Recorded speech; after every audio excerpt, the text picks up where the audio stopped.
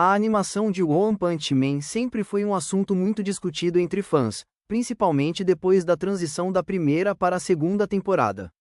Durante muito tempo houve um debate acalorado sobre o que, exatamente, fez a qualidade cair tanto. Mas quando olhamos com calma para tudo o que aconteceu nos bastidores, percebemos que não existe um único culpado, e sim uma combinação de fatores que se misturaram e acabaram criando o cenário perfeito para os problemas que vimos na tela. E hoje vamos entender detalhadamente por que isso aconteceu.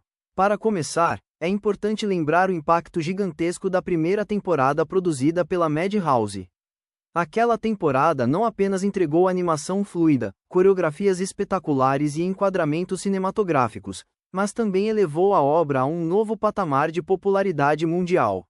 O diretor Shigo Natsumi, junto com uma equipe de animadores renomados, literalmente transformou o mangá de One Yuzuki Murata em algo ainda maior.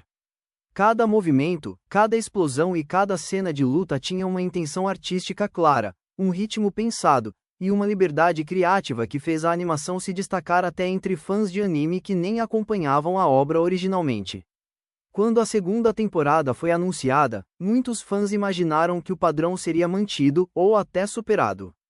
Mas essa expectativa caiu rapidamente quando o estúdio responsável mudou, saiu a Madhouse, entrou a JC Staff. E a partir daí, tudo começou a se complicar. O primeiro grande problema que afetou diretamente o resultado final foi o fator mais comum, e o mais cruel, da indústria de animes: prazos apertados e orçamentos limitados. Mesmo grandes estúdios sofrem com isso, mas no caso de One Punch Man, a pressão foi ainda mais forte.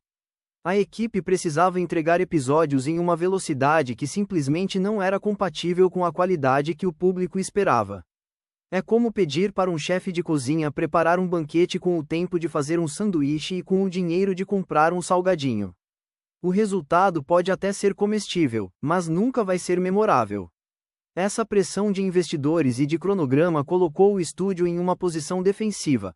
Ao invés de criar algo inovador, como a Madhouse fez, o objetivo se tornou simplesmente entregar algo que funcione. O estúdio precisava sobreviver ao calendário, e não competir artisticamente. E quando estamos falando de animação, especialmente de cenas de ação complexas, esse tipo de limitação destrói completamente o potencial da obra. Mas os problemas não pararam por aí. Outro ponto crucial foi a abordagem do diretor Shinpei Nagai. Enquanto a primeira temporada usou o mangá como base, mas com muita liberdade criativa para adaptar cenas, expandir movimentos, alterar ângulos e criar coreografias completamente originais, a segunda temporada tomou o caminho oposto. A direção optou por seguir o mangá quase quadro a quadro, de forma muito literal. Essa fidelidade extrema pode parecer uma boa ideia no papel, mas na prática acabou tirando toda a fluidez da animação. A obra perdeu ritmo, perdeu impacto e se transformou, em vários momentos, numa espécie de apresentação de slides animada.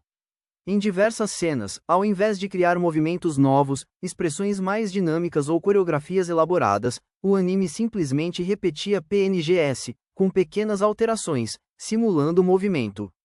Isso é algo que muitos canais de crítica no YouTube apontaram. Ao invés de aproveitar o potencial da linguagem da animação, eles optaram pela reprodução estática do mangá. Isso destrói o impacto visual, especialmente em One Punch Man, uma série cuja força está justamente em mostrar exagero, intensidade, velocidade e poder. E essa escolha afetou até a narrativa. Sem animação fluida, diálogos importantes perderam nuances. O timing cômico ficou prejudicado. A sensação de impacto durante as batalhas se perdeu. E os fãs, que estavam acostumados com a explosão visual da primeira temporada, sentiram a diferença imediatamente. A mudança de estúdio também teve um impacto enorme. A JC Staff é um estúdio com longa história e muitos títulos no currículo, mas também é conhecido por oscilações na qualidade de animação, ainda mais quando assume vários projetos ao mesmo tempo, como foi o caso durante a produção de One Punch Man. A equipe estava sobrecarregada, o que afetou profundamente a consistência. Enquanto a Madhouse entregou a primeira temporada praticamente como uma carta de amor à animação, a JC Staff precisou se virar nos 30 para fazer algo minimamente aceitável no tempo disponível. Somando a isso, temos algo que muita gente esquece: A primeira temporada foi produzida em um momento em que vários animadores freelancers extremamente talentosos, alguns dos melhores do Japão, estavam disponíveis. Muitos deles trabalharam exclusivamente naquela temporada porque adoravam o mangá de One Punch Man e queriam participar do projeto. Já na segunda temporada, a equipe de estrelas simplesmente não estava disponível. E mesmo quando alguns animadores queriam participar, o cronograma apertado e o orçamento menor afastaram esses talentos. O resultado final foi uma obra que, apesar de narrativa interessante, carrega visualmente uma sensação de limitação. Tudo parece rápido demais, simplificado demais ou estático demais, como se cada episódio fosse um rascunho apressado daquilo que realmente poderia ter sido.